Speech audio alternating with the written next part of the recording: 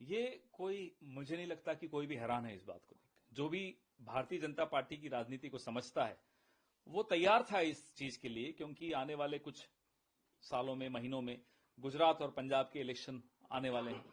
उसके लिए अरविंद केजरीवाल और आम आदमी पार्टी को नहला धुलाकर फिर से सबके सामने पेश किया जा रहा है, ताकि कांग्रेस को कैसे कमजोर किया जाए। यही बात कांग्रेस को कमजोर करने की आपने कड़ी में देखी कि कल चिदम्बरम साहब के खिलाफ सैंक्शन फॉर प्रोसिक्यूशन आ गया, तमिलनाडु में चुनाव है। और आपने देखा पिछले हफ्ते मेरठ में टीएमसी तक की तारीफ कर दी प्रधानमंत्री जी ने, कांग्रेस को नीचा दिखाने के लिए। तो असली दुश्मन भारतीय जनता पार्टी का सिर्फ और सिर्फ कांग्रेस पार्टी है, जिसके खिलाफ वो जहर उगलते हैं, जिसके खिलाफ वो नारे देते हैं कांग्रेस मुक्त भारत के, क्योंकि लड़ाई लड़ना बिना समझौते के सिर्फ कांग्रेस पार्टी जानती है। तो क्या आम आदमी पार्टी और अरविंद केजरीवाल को ये राहत मिलने से कांग्रेस कमजोर होगी? हमें कोई फर्क नहीं पड़ता, ये जहां जाएं वहां इलेक्शन लड़ें, हमें कुछ फर्क नहीं पड़ता।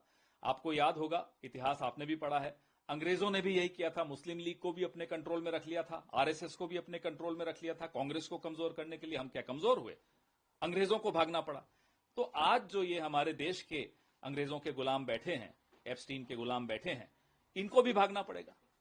लेकिन सर, एक बड़ी बात यह है, 2024 का लोकसभा चुनाव आम आदमी पार्टी के साथ आप लड़ रहे थे, गांधी परिवार ने आम आदमी पार्टी तक को वोट किया। 2024 से पहले ही लिकर स्कैम की शिकायत भी कांग्रेस ने ही की थी, और उस शिकायत के बाद एक्साइज पॉलिसी इन्होंने वापस भी की थी। अगर सही थी पॉलिसी तो वापस लेने की क्या जरूरत थी?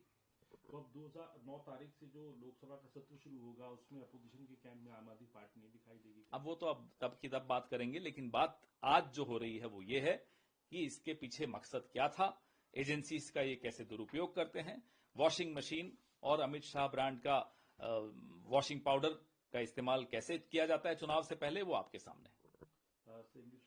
How do you see the development now? Arvind Kejriwal, former Chief Minister of Delhi. And not surprising at all, most predictable. That's what the BJP does before every election. If it suits them to weaken the Congress, they'll strengthen Congress's rivals. That's what they did in the past also. Yesterday what they did was they gave sanction for prosecution against Chidambaram ji, because Tamil Nadu we have an election now. They want to weaken the Congress there. So the fundamental objective of the BJP is Congress Mukt Bharat.